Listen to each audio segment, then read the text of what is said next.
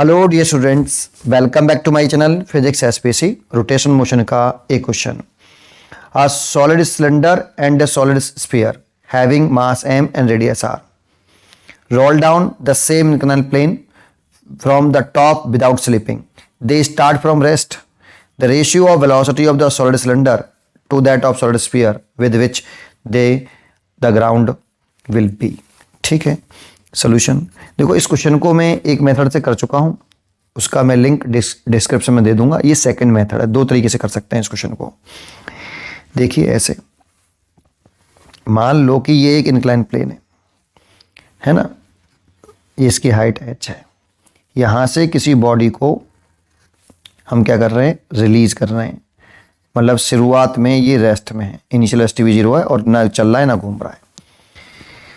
ठीक है, फिर इसे जब छोड़ दिया गया तो जब ये यहां पर पहुंचा तो यहां पर बोला है कि प्योर रोलिंग है। ठीक है, नहीं रोल डाउन विदाउट स्लीपिंग, तो प्योर रोलिंग है तो चल भी रहा है। यहां पे जब पहुंचा तो चल भी रहा होगा और घूम भी रहा होगा।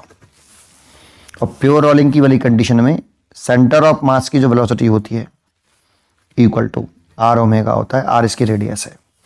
तो इंपॉर्टेंट बात है यहां पर देखो, mg भी होगा, नॉर्मल फोर्स भी होगा, समझा रहा हूं बस थोड़ा सा, और एक फ्रिक्शन फोर्स भी लगेगा, क्योंकि इस mg का एक कंपोनेंट तो इसे चला देगा आगे, लेकिन घुमा नहीं पाएगा।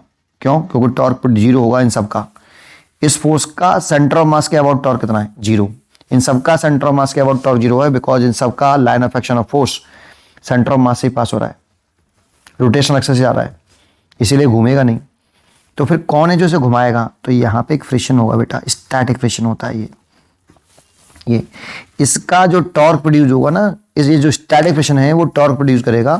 वो कुछ इस तरह से करेगा, ये इस तरह से घुमाएगा इसको, इस तरीके से। तो ये जो फ्रिक्शन है ये इसे घुमाएगा और ये जो नेट फोर्स है वो चलाएगा। ठीक है ना, चलाने वाला फोर्स है वो mg sin theta minus f का जो नेट फोर्स होगा वो चलाएगा, और घुमाने का जो काम करेगा वो केवल फ्रिक्शन फोर्स करेगा। क्या इसमें कंजर्वेशन ऑफ मैकेनिकल एनर्जी लगा सकते हो? आप सोचो, लगा सकते हैं। कैसे लगा सकते हैं और क्यों लगा सकते हैं वो जरा समझते हैं। पहले लगा देता हूं initial kinetic energy, potential energy और final kinetic energy plus final potential energy, conservation of mechanical energy. अब बच्चे का क्वेश्चन जो आता है, सर इसमें तो फ्रिक्शन है।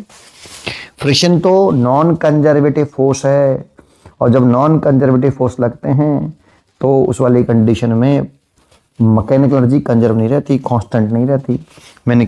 मैंने कहा कि बेटा ये बर्डन बाय स्टैटिक फ्रिक्शन है। जानते हो, अगर कोई सरफेस फिक्स हो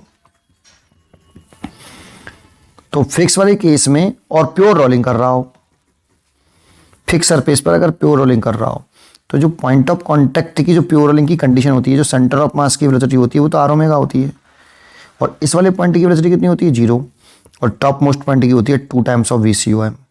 ये आपने पढ़ी होगी। तो ये वाला पॉइंट जो है, पॉइंट ऑफ कॉन्टेक्ट्स जो है इज एट रेस्ट।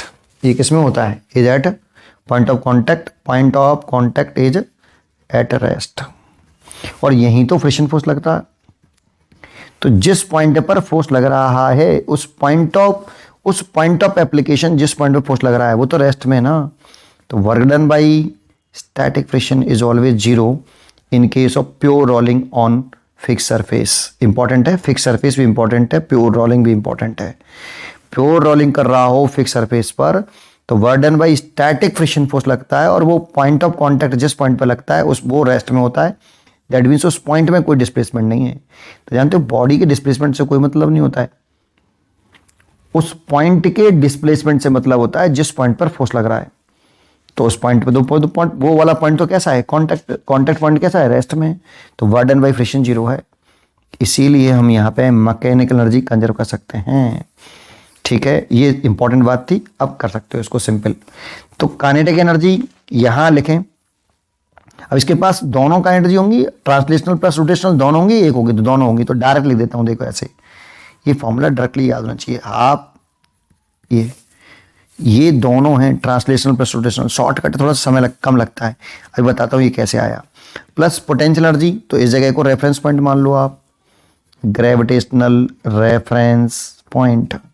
तो ग्रेविटेशनल रेफरेंस पॉइंट वो पॉइंट है जहाँ पर पोटेंशियल 0 मानते हैं, तो यहाँ पे 0 हो गई। प्लस यहाँ पे देखें तो यहाँ पे काइनेटिक एनर्जी है नहीं, ना ट्रांसलेशनल है ना रोटेशनल है, तो न दोनों ही 0 हैं।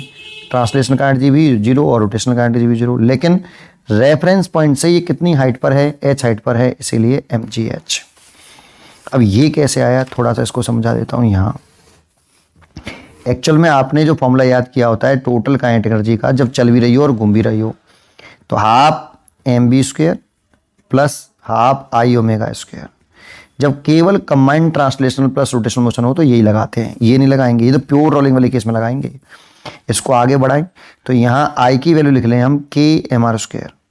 सर ये k क्या है, इसमें k रेडियस ऑफ गायरेशन नहीं है, k एक कांस्टेंट टर्म है। जैसे सॉलिड सिलेंडर है उसमें k की I की वैल्यू कितनी होती है, 1/2 mr², तो k 1/2 है। सॉलिड स्फीयर है तो k की I की वैल्यू कितनी होती है, 2/5 mr², तो k की वैल्यू 2/5 mr² है।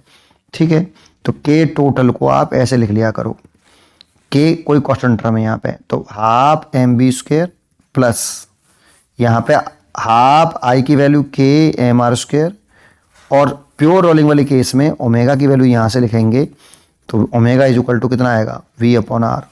तो यहाँ पे v²/r², r² से r² कैंसिल, क्या कॉमन आ गया, हाफ mv² कॉमन आ गया इसमें से, तो 1 + k दिखेगा ऐसे। तो ऐसे लिख लो, m से m कट गया, देखो यहाँ।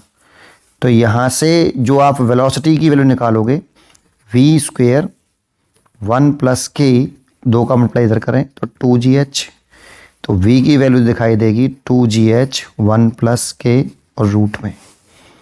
फॉर सॉलिड सिलेंडर के लिए I कितना होता है, 1/2 mr² होता है। अब यहाँ से चेक करो k की वैल्यू कितनी है, यहाँ से देखो, यहाँ से k और k, तो सॉलिड सिलेंडर के लिए k 1/2।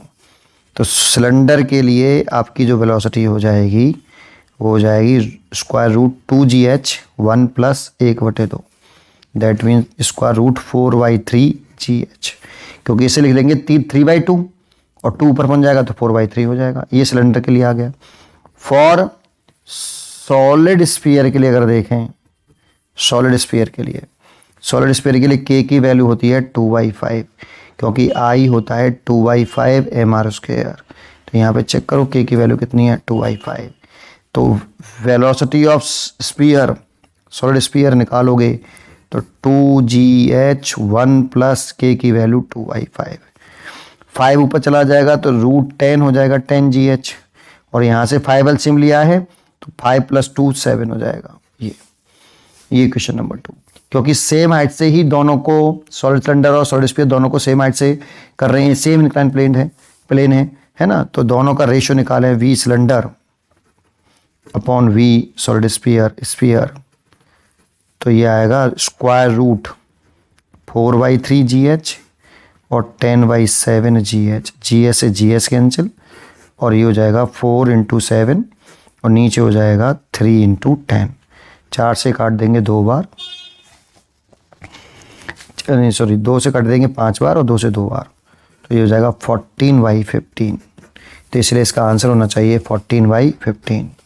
थोड़ा सा समझाने में समय लगा है, आप थोड़ा सा इस पे कॉन्सेंट्रेट करना, काम करना, आपको अच्छा लगेगा ये। ठीक है, पढ़ते रहिए और खुश रहिए।